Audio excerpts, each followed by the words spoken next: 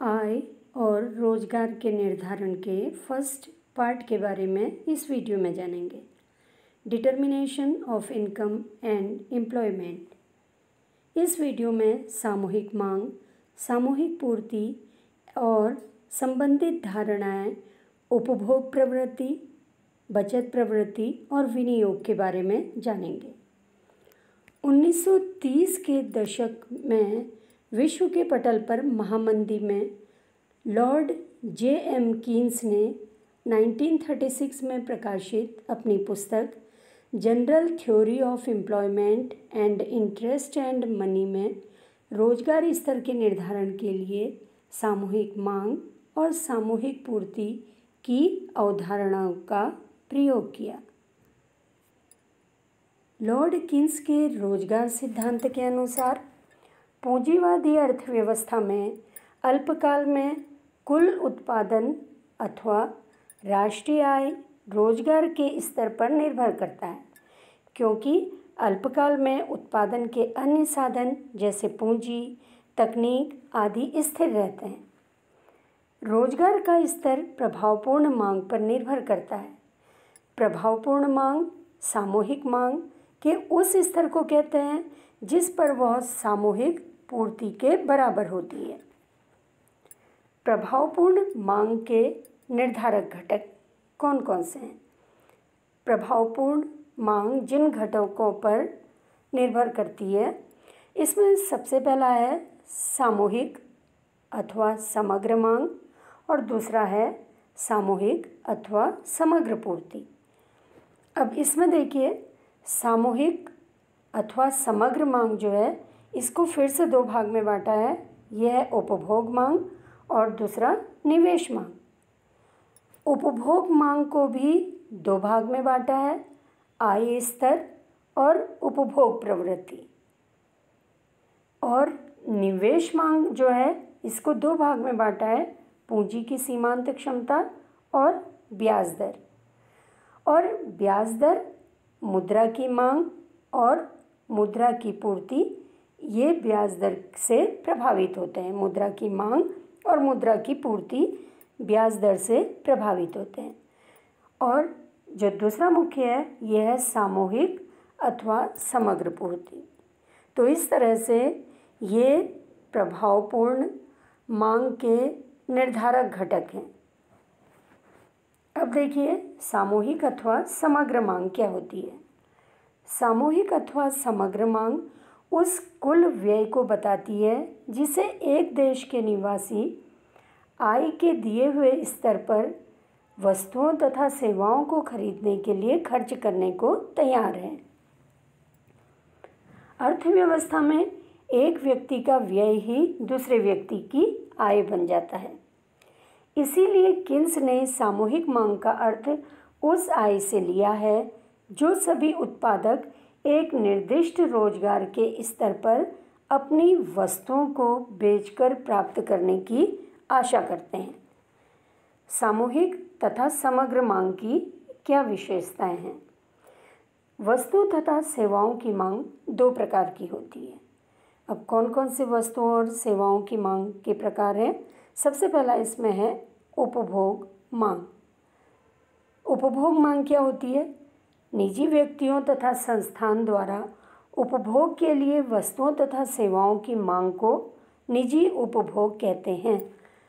यदि कोई व्यक्ति या संस्थान अपने उपभोग के लिए या अपने उपयोग के लिए वस्तुओं और सेवाओं की मांग करता है तो इसे निजी उपभोग कहते हैं। जबकि सरकार के द्वारा उपभोग के लिए वस्तुओं और सेवाओं की मांग को सार्वजनिक उपभोग कहते हैं।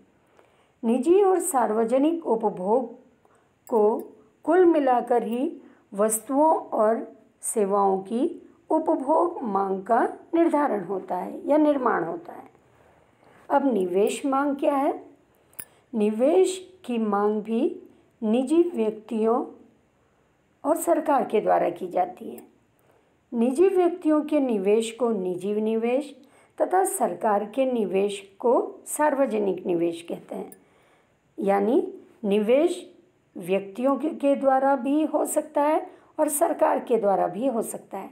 अगर व्यक्ति निवेश कर रहा है तो उसको निजी निवेश कहते हैं, और अगर सरकार निवेश कर रही है तो इसे सार्वजनिक निवेश कहते हैं। निजी निवेश और सार्वजनिक निवेश के कुल योग को कुल निवेश मांग कहते हैं। जब गृहस्थों, उद्यमों और सरकार के द्वारा वस्तुओं और सेवाओं की मांग की जाती है तो उन्हें इन वस्तुओं और सेवाओं पर खर्च करना पड़ता है। यानी जो भी वो मांग कर रहे हैं उस मांग के बदले, चाहे वो वस्तु की हो चाहे सेवा की हो, तो व्यक्तियों को या सरकार को खर्च करना पड़ता है। इसलिए एक समुदाय की सामूहिक मांग को सामूहिक व्यय के रूप में प्रकट कर सकते हैं। समुदाय के इस कुल व्यय का एक भाग उपभोग पर और दूसरा भाग निवेश पर व्यय किया जाता है। यानी अब देखिए, सामूहिक मांग बराबर किसके होती है? सामूहिक व्यय के। सामूहिक मांग सामूहिक व्यय के बराबर होती है, और सामूहिक मांग या सामूहिक व्यय किसके बराबर होता है? उपभोग व्यय और निवेश व्यय के बराबर होता है। या इसको हम कह सकते हैं y बराबर C प्लस I। y क्या हो गया यहाँ पर? सामूहिक मांग। y का मतलब सामूहिक मांग। C उपभोग व्यय हो गया, और निवेश व्यय को किससे दिखा रहे हैं? I के द्वारा दिखा रहे हैं। तो क्या कह सकते हैं हम? यहाँ पे देखिए, हम कह सकते हैं सामूहिक मांग बराबर होती है उपभोग व्यय प्लस निवेश व्यय। इसको हम शॉर्ट में इस तरह से भी लिख सकते हैं, y बराबर C प्लस I। C दिखा रहा है उपभोग व्यय और I दिखाता है निवेश व्यय को, और y हो गया सामूहिक मांग, या इसको बोलते हैं या हम कह सकते हैं सामूहिक व्यय के बराबर होता है। अब देखिए, बाजार मांग और सामूहिक मांग में क्या अंतर है? बाजार मांग और सामूहिक मांग में, अब देखिए बाजार मांग और सामूहिक मांग में अंतर। पहला अंतर है, बाजार मांग एक व्यष्टिगत धारणा है जबकि सामूहिक मांग एक समष्टिगत धारणा है। दूसरा है, बाजार मांग का अभिप्राय एक वस्तु की बाजार में मांग से होता है, जबकि सामूहिक मांग का अभिप्राय संपूर्ण अर्थव्यवस्था में वस्तुओं और सेवाओं की कुल मांग से होता है। तीसरा जो मुख्य अंतर है, यह है बाजार मांग वक्र कीमत और मांग में विपरीत संबंध को दिखाता है। यानी बाजार मांग वक्र क्या दर्शाता है कि कीमत और मांग में विपरीत संबंध है, जबकि सामूहिक मांग वक्र आय और मांग के सीधे धनात्मक संबंध को बताता है। अब इसमें ये ग्राफ के द्वारा देखिए, यहाँ पे दिखा रखा है, पहला बाजार मांग वक्र दिखाया है।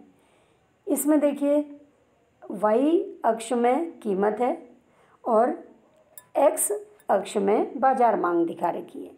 यहाँ पे जो ग्राफ है ये ऊपर से नीचे की ओर को गिर रहा है, तो ये मांग वक्र है, बाजार मांग वक्र। इससे क्या पता चल रहा है? जैसे जैसे कीमत गिरते जाती है मांग बढ़ते जाती है। यानी कह सकते हैं कीमत और मांग में विपरीत संबंध होता है, क्योंकि कीमत के कम होने पर मांग बढ़ जाएगी। या हम कह सकते हैं कीमत अगर बढ़ रही है तो उस समय क्या हो रहा? मांग कम होते जा रही है कीमत के बढ़ने पर। तो इस तरह से ये बाजार मांग वक्र जो है कीमत और मांग में विपरीत संबंध को बताता है। अब यहाँ पे देखिए दूसरा जो है सामूहिक मांग। सामूहिक मांग में क्या दिखा रखा है? यहाँ पे देखिए ये आय का स्तर है और यहाँ पर सामूहिक मांग। जैसे जैसे आय बढ़ते जा रही है वैसे वैसे सामूहिक मांग बढ़ते जा रही है। ये इसको कह सकते हैं आय स्तर में और सामूहिक मांग में सीधा संबंध होता है या धनात्मक संबंध होता है। इसको फिर से देख लीजिए एक बार।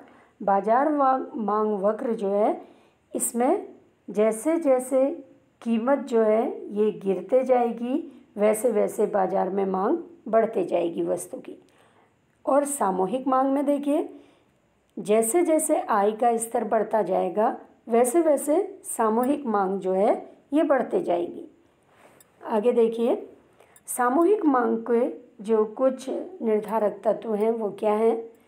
सबसे पहला है घरेलू क्षेत्र का उपभोग व्यय। घरेलू क्षेत्र का उपयोग मुख्य रूप से आय पर निर्भर करता है, या इसको कह सकते हैं, देखिए C बराबर F/Y। यहाँ पर क्या है, C जो है उपभोग फलन है आय का, तो यहाँ पे हम क्या कहेंगे, C उपभोग फलन है Y का, या हम कह सकते हैं ये जो उपभोग है ये आय का फलन है। यानी क्या हो गया, जैसे जैसे आय बढ़ रही है वैसे वैसे उपभोग बढ़ता जाता है। दूसरा है निवेश। निवेश का मतलब हो गया मशीन, औजार, बिल्डिंग आदि में वृद्धि करने हेतु किया गया व्यय निवेश कहलाता है।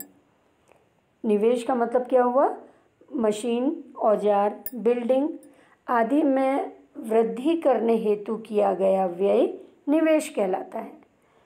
तीसरा है सरकारी उपभोग व्यय। सार्वजनिक सड़कें, सार्वजनिक जल, अस्पताल, स्कूल, बिजली आदि पर सरकार द्वारा खर्च किया जाता है, तो ये सरकारी उपभोग व्यय कहलाता है। ये सामूहिक मांग को प्रभावित करता है। चौथा है शुद्ध आयात और निर्यात। देश के निर्यात में से आयातों को घटाकर शुद्ध निर्यात प्राप्त किया जा सकता है।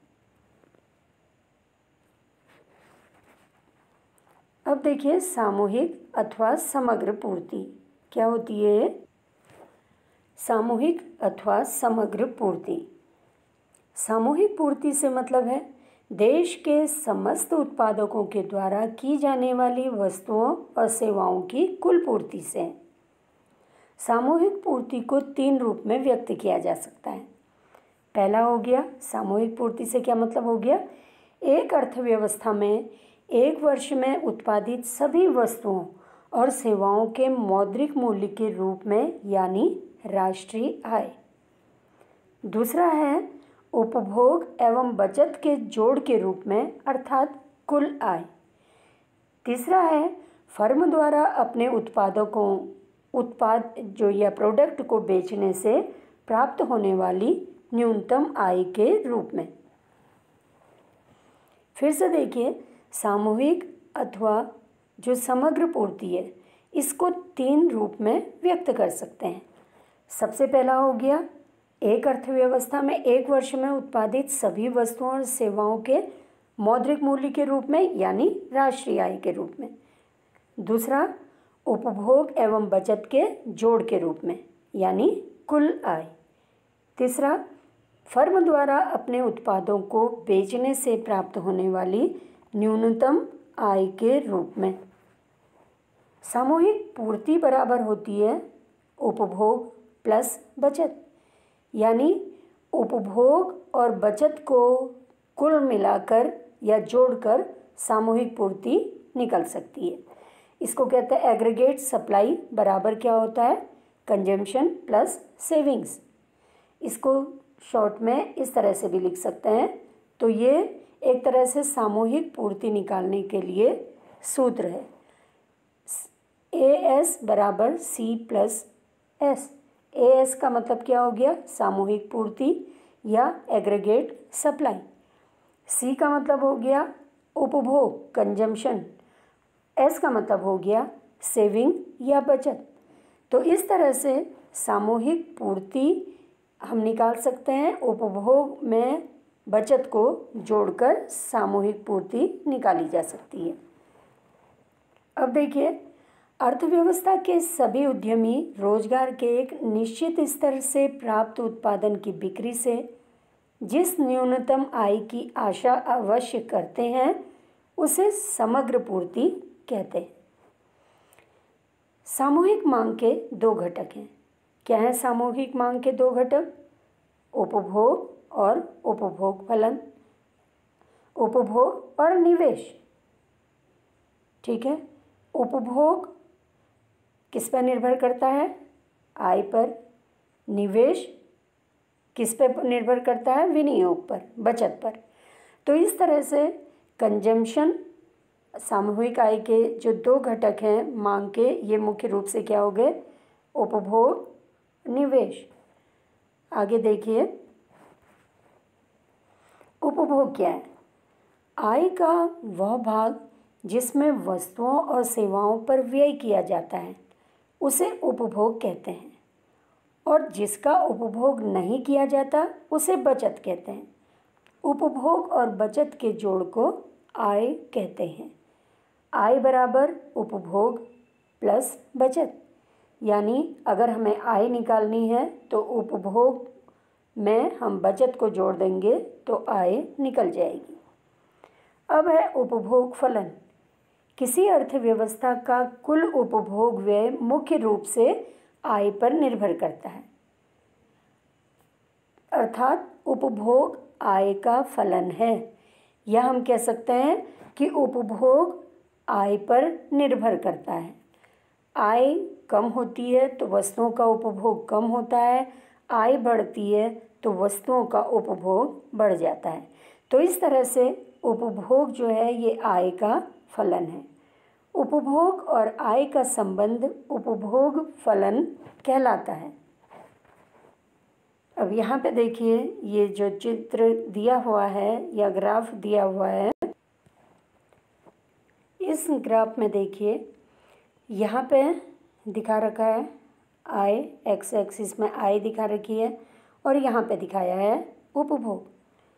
अब इसमें देखिए जो सीसी वक्र है ये उपभोग वक्र है, सीसी वक्र, और जो ओ वाई ये सीधी लाइन दिखाई दे रही है या वक्र है ये आय वक्र है।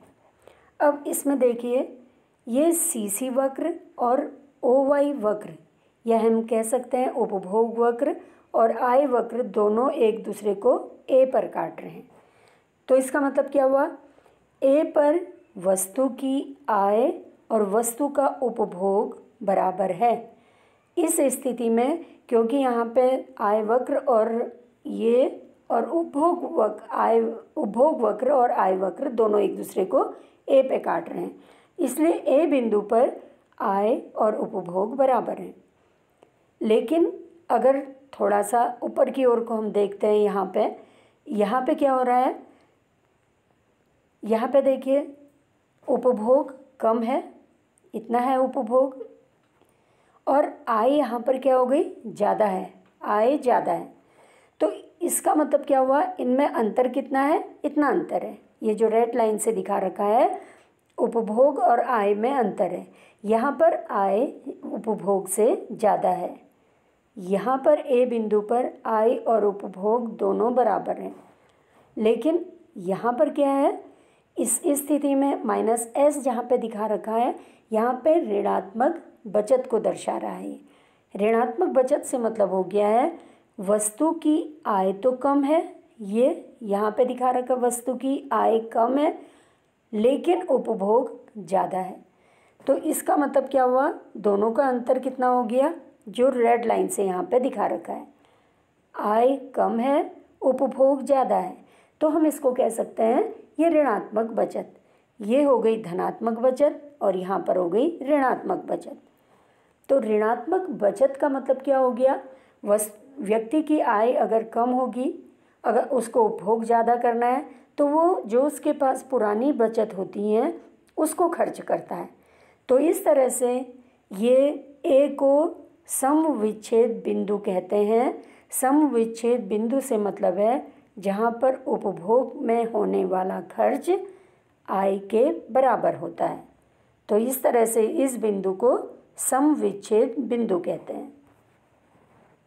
अब देखिए उपभोग प्रवृत्ति, प्रोपेंसिटी टू कंज्यूम, ये क्या है? इसमें देखिए आय के विभिन्न स्तरों पर उपभोग की विभिन्न मात्राओं को प्रकट करने वाली अनुसूची को उपभोग प्रवृत्ति कहा जाता है। उपभोग प्रवृत्ति अनुसूची कहा जाता है। तो आय के जो अलग अलग स्तर हैं उस पर उपभोग की मात्रा को जो प्रकट करने वाली अनुसूची होती है वो उपभोग प्रवृत्ति अनुसूची कहलाती है।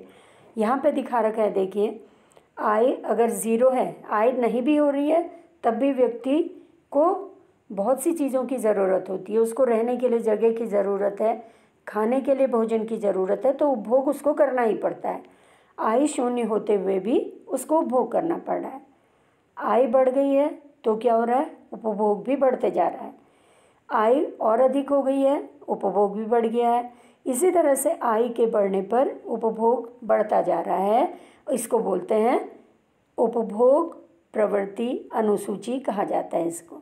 तो यहाँ पर क्या हो रहा है, आय के अलग अलग स्तर पर उपभोग की विभिन्न मात्रा को प्रकट करने वाली अनुसूची उपभोग प्रवृत्ति अनुसूची कहलाती है। लेकिन जब आय बहुत अधिक बढ़ जाती है तो ज़रूरी नहीं कि आय के हिसाब से उपभोग भी बहुत अधिक बढ़ता जा रहा है। आगे देखिए औसत उपभोग प्रवृत्ति। अब औसत उपभोग प्रवृत्ति क्या है? औसत उपभोग प्रवृत्ति। औसत उपभोग प्रवृत्ति क्या होती है?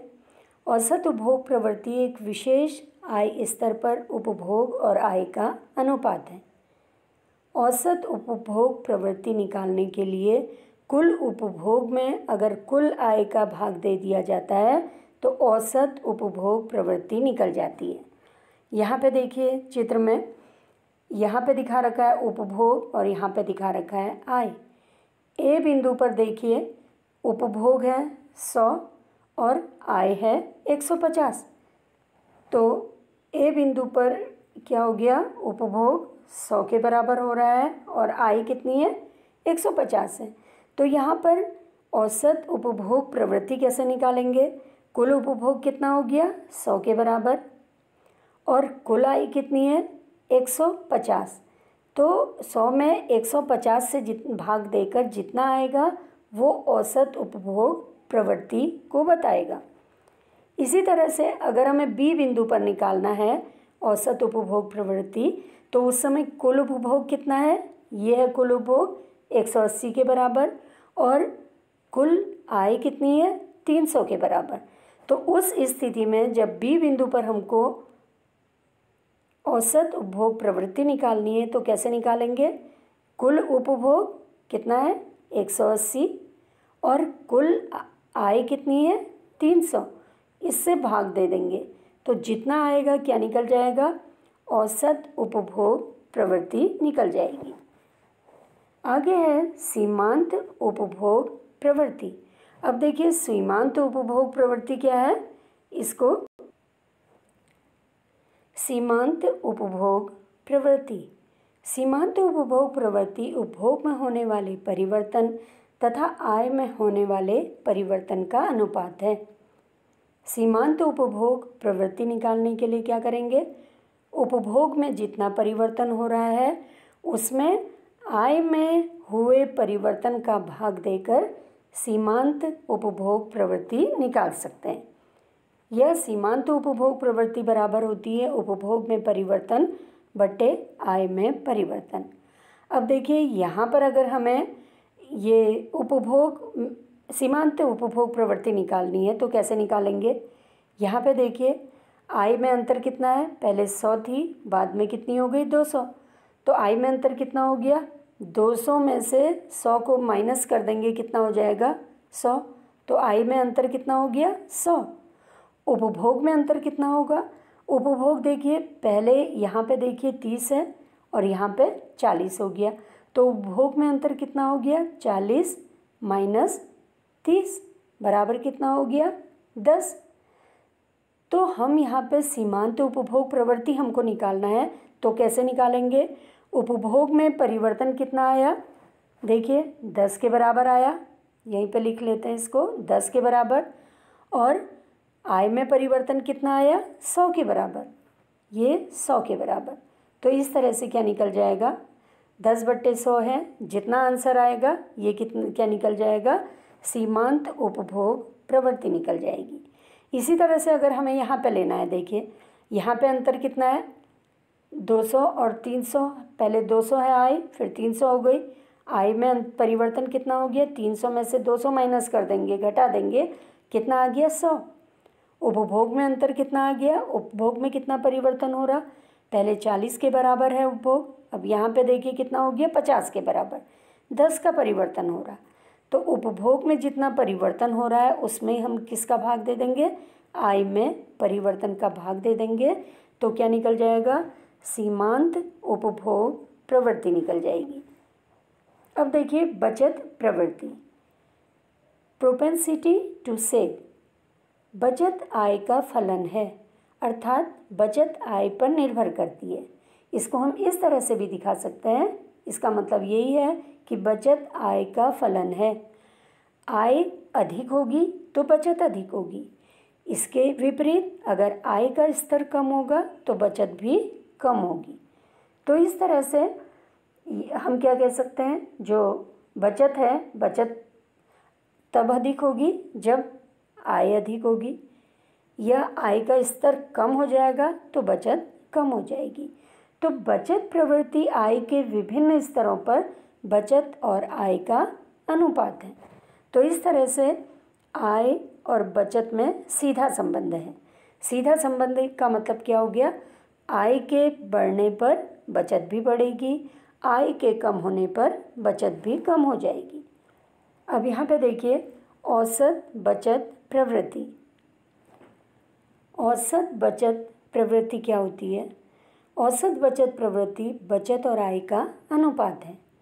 यह हम कह सकते हैं औसत बचत प्रवृत्ति बराबर होती है कुल बचत बट्टे कुल आय के। इसको इस चित्र के द्वारा या ग्राफ के द्वारा दिखाया जा सकता है।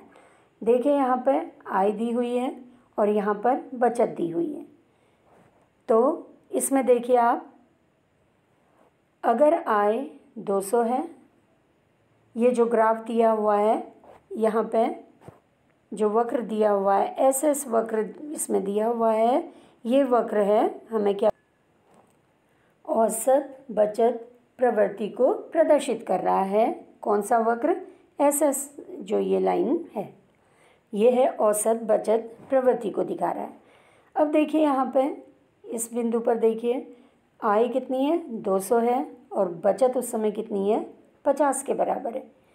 तो उस स्थिति में औसत बचत प्रवृत्ति अगर हमें निकालनी है यहाँ पे, तो क्या हो जाएगी, कुल बचत कितनी है, 200, और कुल आय कितनी है, यहाँ पे कुल आय जो है ये है 200। इसको फिर से देखिए, कुल बचत यहाँ पे है 50 के बराबर और कुल आय कितनी है, 200 के बराबर, 200 के बराबर। तो ये हम औसत बचत प्रवृत्ति निकाल सकते हैं इस बिंदु पर। ठीक है, तो ये कितना हो गया, 50 बट्टे 200। इसको कैलकुलेट करके जितना आएगा उतना क्या हो गया, औसत बचत प्रवृत्ति निकल जाएगा।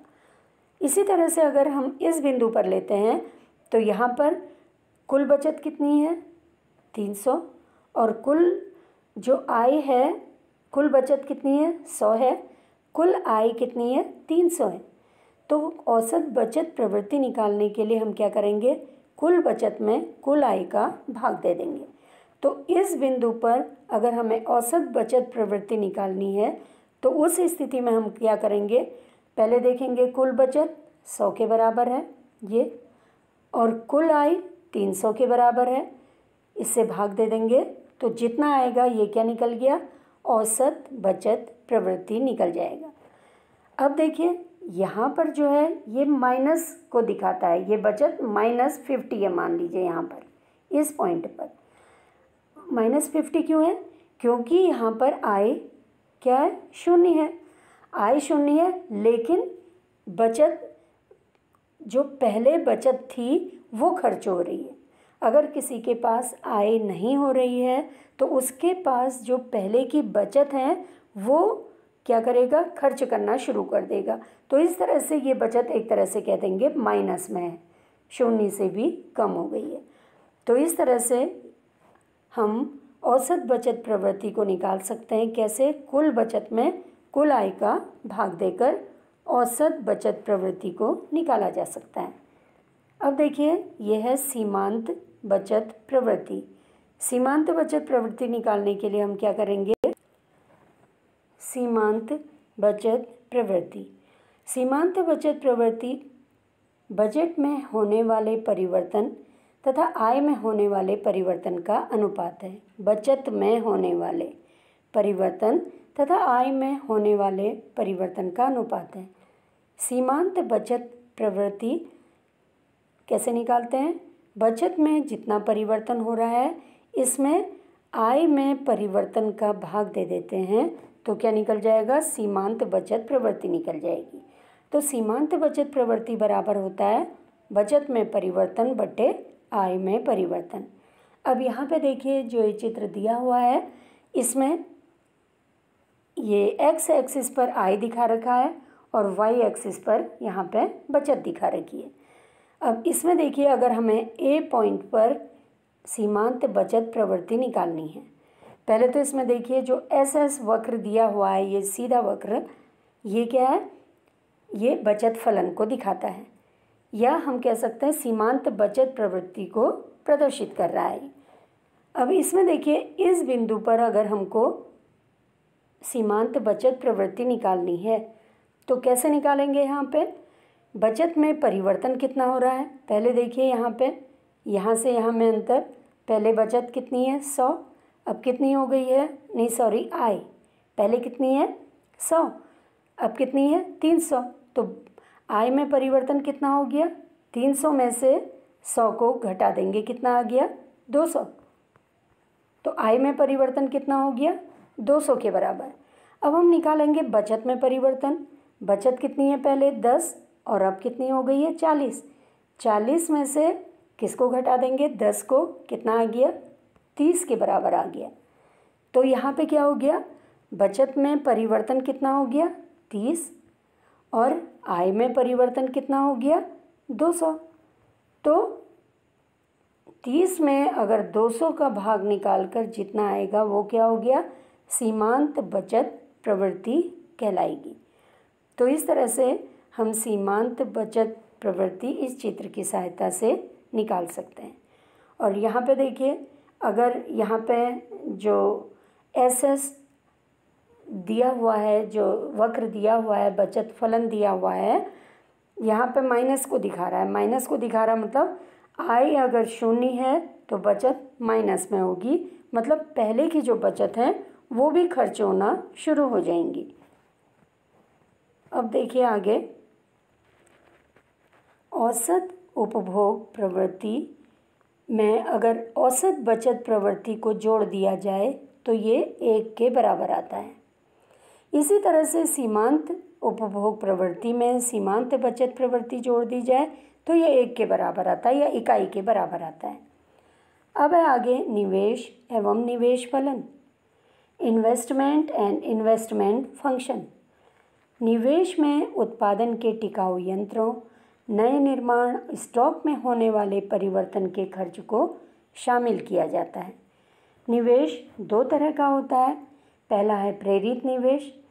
प्रेरित निवेश एवं आय स्तर का धनात्मक संबंध होता है। मतलब धनात्मक संबंध से मतलब हो गया आय के बढ़ने पर प्रेरित निवेश भी बढ़ता है। दूसरा है स्वायत्त निवेश। स्वायत्त निवेश आय स्तर से स्वतंत्र होता है। मतलब आय अगर बढ़ रही है तो ज़रूरी नहीं कि निवेश भी बढ़ेगा, आय कम हो रही है तो ये ज़रूरी नहीं कि निवेश भी कम होगा। तो स्वायत्त निवेश जो है ये आय स्तर से प्रभावित नहीं होता है, जबकि प्रेरित निवेश आय स्तर से प्रभावित होता है। अब देखिए प्रेरित निवेश क्या है? इंड्यूस्ड इन्वेस्टमेंट इसको कहते हैं। अर्थव्यवस्था में प्रेरित निवेश एवं आय के स्तर में धनात्मक संबंध होता है।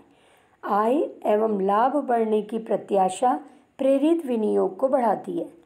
अगर व्यक्ति को लगता है कि किसी व्यवसाय में उसको लाभ होने की संभावना है तो वो उस क्षेत्र में अपने विनियोग को, अपने निवेश को बढ़ाता है।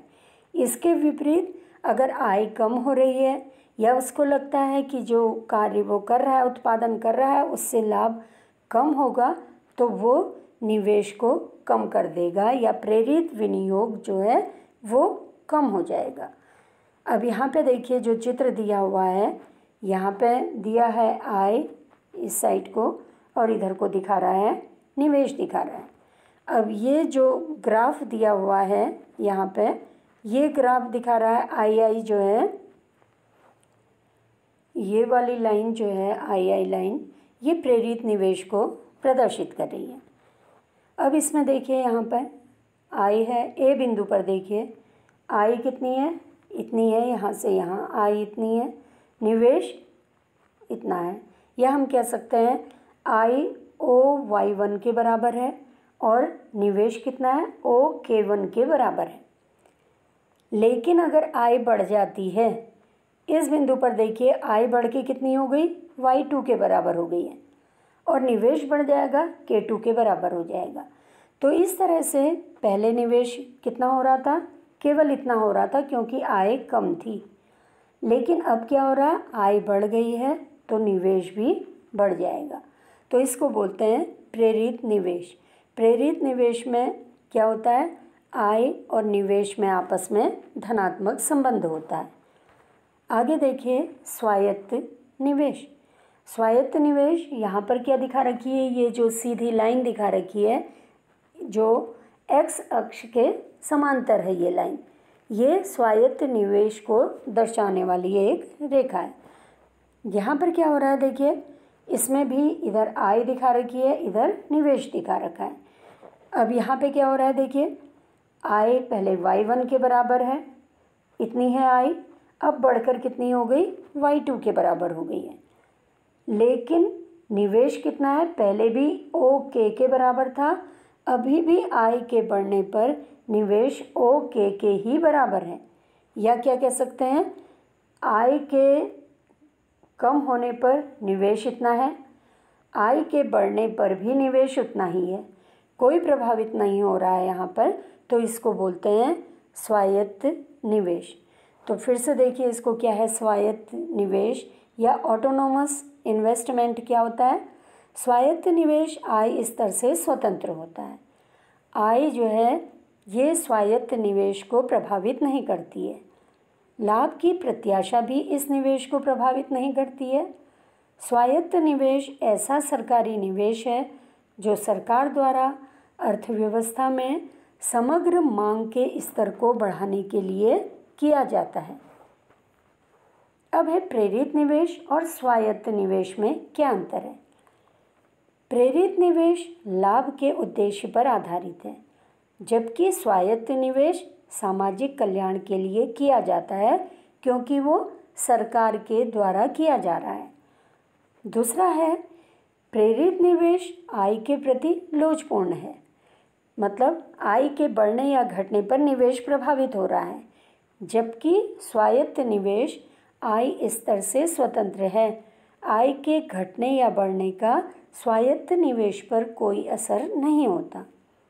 तीसरा अंतर है प्रेरित निवेश का वक्र ऊपर की ओर बढ़ता है क्योंकि वह आय के प्रति लोचपूर्ण है, जबकि स्वायत्त निवेश एक्स अक्ष के समांतर होता है क्योंकि यह आय के प्रति पूरी तरह से बेलोच है।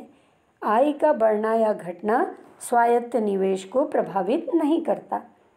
इसी तरह से चौथा है प्रेरित निवेश प्रायः निजी क्षेत्र के द्वारा किया जाता है, चाहे निजी व्यक्तियों के द्वारा या संस्थाओं के द्वारा किया जाता है, जबकि स्वायत्त निवेश सरकारी क्षेत्र के द्वारा किया जाता है। तो इस तरह से प्रेरित निवेश और स्वायत्त निवेश एक दूसरे से अलग है। अब है निवेश के निर्धारक घटक। निवेश किससे प्रभावित होता है। पहला है पूंजी की सीमांत क्षमता। पूंजी की सीमांत कुशलता किसी पूंजीगत पदार्थ की एक अतिरिक्त इकाई का प्रयोग करने से उसकी लागत की तुलना में मिलने वाले लाभ की अनुमानित दर है। यानी अगर पूंजी की एक अतिरिक्त इकाई को बढ़ाया जाता है, पूंजी की एक अतिरिक्त इकाई को बढ़ाने से क्या होगा, अगर जो उस इकाई से मिलने वाला लाभ है वो उसकी लागत से कम होगा तो निवेश अधिक होगा। इसी तरह से ब्याज की दर जो है ये निवेश को प्रभावित करती है। ब्याज की दर मुद्रा की मांग और मुद्रा की पूर्ति के द्वारा निर्धारित होती है। अगर ब्याज की दर कम है तो जो विनियोग कर रहा है या निवेश कर रहा है ये मुद्रा की मांग ज़्यादा करेगा। अगर ब्याज की दर बढ़ जाएगी तो उस स्थिति में क्या होगा, मुद्रा की मांग कम हो जाएगी। तो इस तरह से ब्याज की दर जो है ये निवेश को प्रभावित करती है और पूंजी की सीमांत क्षमता निवेश को प्रभावित करती है। निवेश मांग वक्र। किसी विशेष पूंजी संपत्ति में निवेश उस पूंजी की सीमांत कुशलता पर निर्भर करता है। निवेश में वृद्धि के साथ साथ पूंजी की सीमांत कुशलता घटती जाती है। यहाँ पे देखिए जो चित्र दिया हुआ है इसमें एक्स एक्सिस में यहाँ पर दिखा रखा है निवेश और यहाँ पे दिखा रखा है वाई एक्सिस में दिखा रखा है ब्याज दर दिखा रखी है या सीमांत कुशलता दिखा रखी है या MEC marginal efficiency of capital दिखा रखा है। अब इसमें देखिए यहाँ पे अगर ब्याज की दर कितनी है 10% है तो उस स्थिति में ब्याज की दर कम है तो निवेश क्या होगा, ज़्यादा होगा। ब्याज की दर इतनी है तो निवेश कितना हो रहा है, इतना हो रहा है, अधिक हो रहा है। लेकिन अगर ब्याज की दर बढ़ जाती है तो उस समय क्या होगा, निवेश जो है ये कम हो जाएगा, केवल इतना ही रहेगा। तो यहाँ पे देखिए ए बिंदु पर ब्याज की दर अधिक है तो निवेश कितना होगा, कम होगा, I1 के बराबर होगा। और ब्याज की दर अगर कम हो जाती है तो निवेश क्या हो जाएगा, ये बढ़ जाएगा। तो इस तरह से MEC या मार्जिनल एफिशिएंसी ऑफ कैपिटल या इसको कह सकते हैं पूंजी की सीमांत कुशलता और ब्याज दर जो है ये निवेश को प्रभावित करते हैं। इसी तरह से निवेश में वृद्धि के साथ साथ पूंजी की सीमांत कुशलता घटती जाती है। तो यहाँ पे दे रखा है देखिए निवेश में वृद्धि और सीमांत कुशलता क्या होगी, यहाँ पे कम होती जाएगी।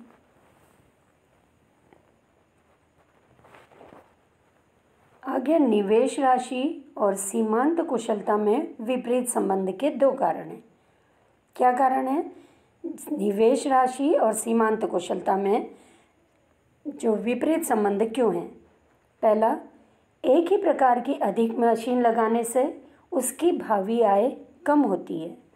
दूसरा, मशीनों की मांग बढ़ने से मशीन महंगी हो जाएगी। मशीन महंगी होगी तो इसका मतलब लागत बढ़ जाएगी।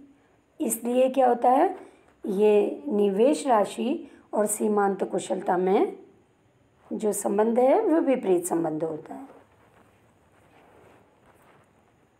अब देखिए पूर्ण रोजगार और अनैच्छिक बेरोजगारी क्या है।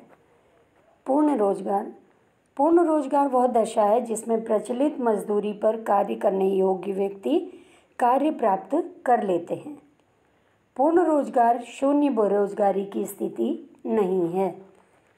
फिर से देखिए इसे, पूर्ण रोजगार वह दशा है जिसमें प्रचलित मजदूरी पर कार्य करने योग्य व्यक्ति कार्य प्राप्त कर लेते हैं और पूर्ण रोजगार शून्य बेरोजगारी की स्थिति नहीं होती है। दूसरा है अनैच्छिक बेरोजगारी। अनैच्छिक बेरोजगारी वह स्थिति है जिसमें श्रमिक मजदूरी की वर्तमान दर पर काम करने के योग्य होता है तथा काम करने को तैयार है लेकिन उसे काम नहीं मिलता। अर्थव्यवस्था में बेरोजगारी के कुल अनुमान में केवल अनैच्छिक बेरोजगारों को शामिल किया जाता है।